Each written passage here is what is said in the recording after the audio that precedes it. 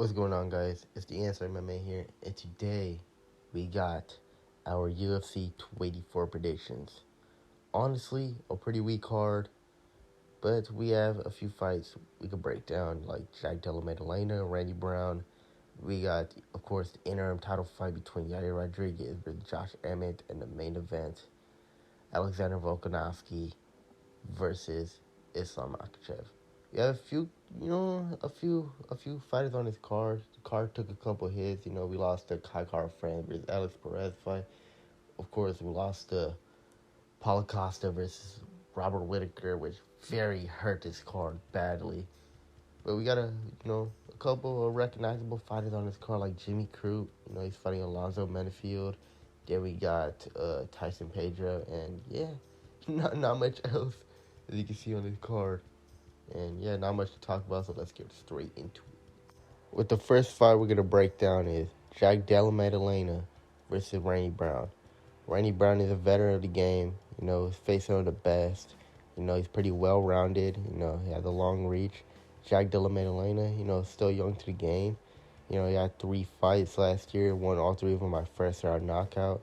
He's a pretty hard hitter in the division. But he's a pretty fast starter, too, and Randy Brown is very well-rounded, which I could pretty much see him winning that first round. He has pretty good, sneaky takedowns. We've seen those in the Vicente Luque fights. He's had some close battles, like what we saw against Chaos Williams. So, one thing about Randy Brown, he is pretty chinny sometimes, and if you could catch him clean, he will go down. And with Jack Della Maddalena, if that happens, I think he's going to look forward to the finish, and that's exactly what I think it's going to happen. I think Jack Della Maddalena is going to catch him clean in the second round, and, just go for the kill, and I think the fight's over. So, my prediction right here, Jack Della Maddalena. Next fight we're going to break down is the co-main for the interim featherweight championship, Yair Rodriguez with Josh Emmett. Some people I see is choosing Yair Rodriguez, just to piece him up. Yeah, I can see that. With Josh Emmett, he's not necessarily a guy you want to, go back and forth with. Josh Emmett is one of the hardest hitters in that division, and sometimes he's pretty unpredictable, Like, when he fought Ricardo Lamas was the number 3 guy. Josh Emmett was unranked. Stepped in, knocked him out cold. He went from unranked to number 4. Took a little bit of a skid after that. But now he's bounced back with a string of wins. Few controversial, but I think somewhere in this fight he could catch him clean. And, I think Yair is going to go down. But I think the way to victory for Yair Rodriguez is to, just keep his distance, keep his head far back, tucked in, like what he did against Jeremy Stevens, and, just try to make Josh Emmett miss, because Josh Emmett is very injury prone, so Yair could, hurt him a lot, pretty bad. I think that could, help Yair a lot throughout the rounds and, give him a decision win. Or, somehow finish him. I don't see a finish by Yair, but, I don't know. It's a very tough fight, much tougher than people are saying. People are, I don't know, not really giving Emmett a chance. That's what I've seen. But I'm actually going to go with the underdog right here. I'm going to go with Josh Emmett by 3rd round knockout. I can see Yair Rodriguez winning these first few rounds, and somewhere in the fight, he's going to try to engage, and Emmett's going to catch him clean. And that's what I think is going to happen. Yes, he's going to catch him clean and knock him out cold. I don't think I see Yair Rodriguez get knocked out cold. I believe the last time he got finished was against Frankie Edgar. But that was, I believe, a doctor's stoppage.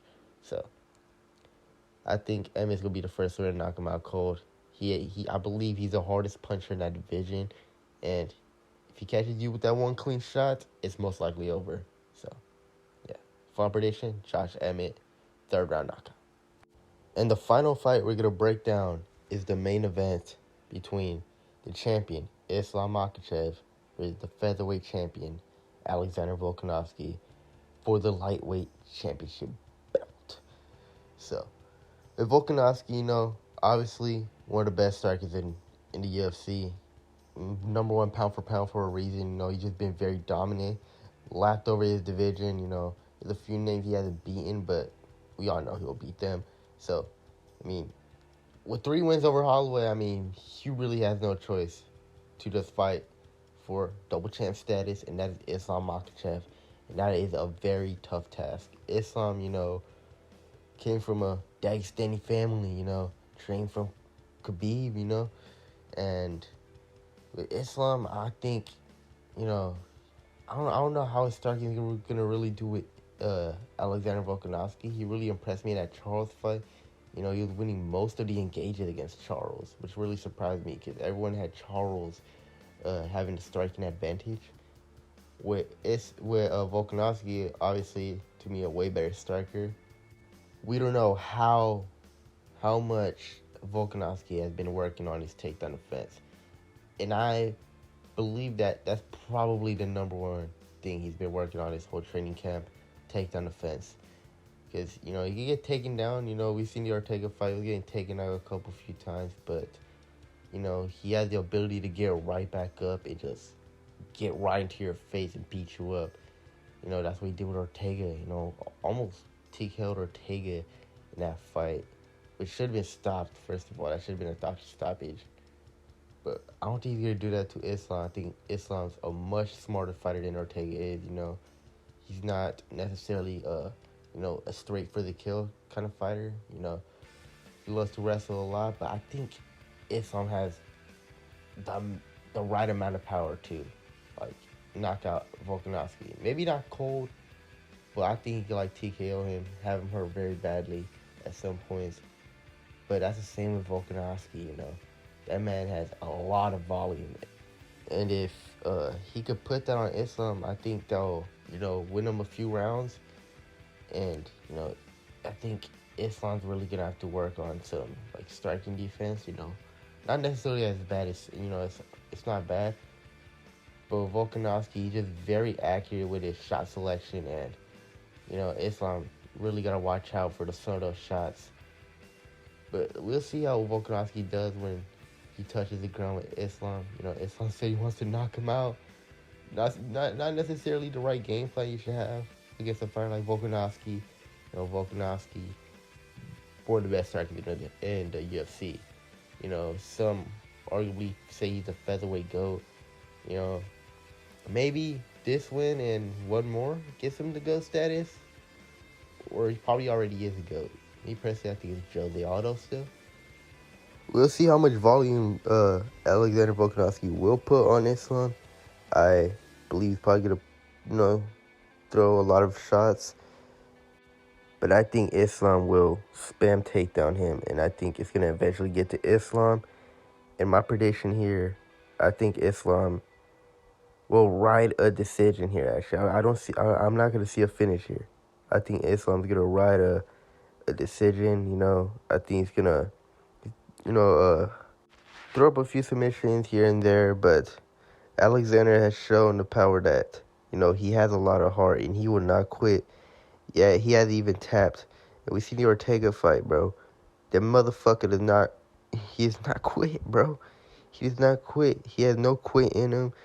Bro, Ortega got one of the hardest, like, bites when it comes to, like, submissions, you know. He very bites hard on that guillotine.